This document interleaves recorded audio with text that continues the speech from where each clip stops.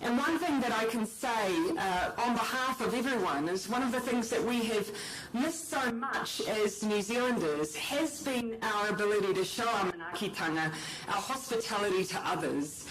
And we saw that in those first moments when the TransTasman arrangement opened.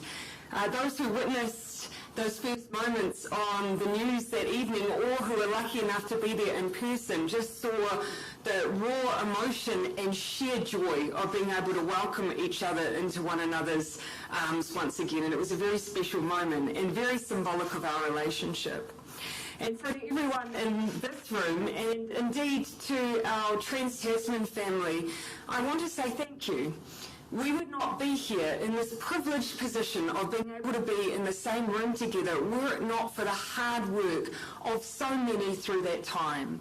And it's a time where for a quite long period in there, Scott and I were talking to each other so often. I think we had more contact than I perhaps had with my mother at that time. Such was our engagement, and that proved to be critically important to both of us, I think, because the path that New Zealand and Australia carved at that time was unique, and it continues to be unique.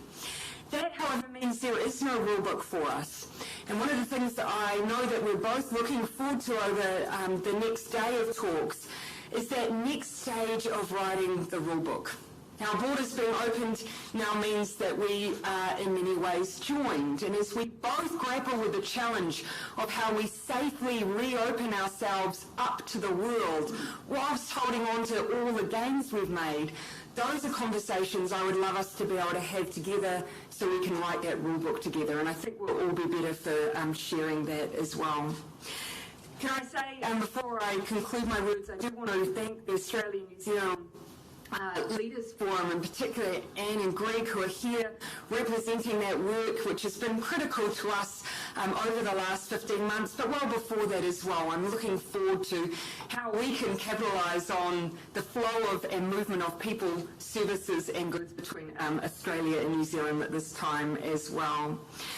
As much as two sovereign nations, we won't always see every issue in the same way. We often will see and do things differently, and not just on the cricket pitch.